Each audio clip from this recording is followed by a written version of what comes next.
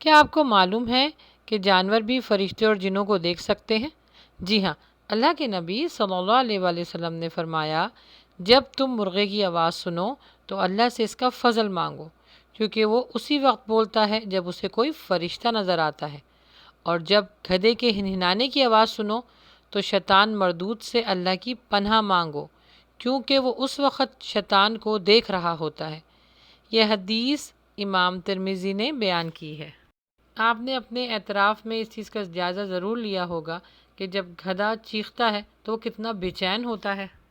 تو جیسے ہی آپ سنیں کہ گدھا چیخ رہا ہے تو فوراً اعوذ باللہ من الشیطان الرجیم پڑھ لیا کریں، اور مرغے کی آواز پر یہ دعا پڑھیں، اللہم انی اسألک من فضلک ورحمتک، اے اللہ میں تجھ سے تیرے فضل اور رحمت کا سوال کرتا ہوں۔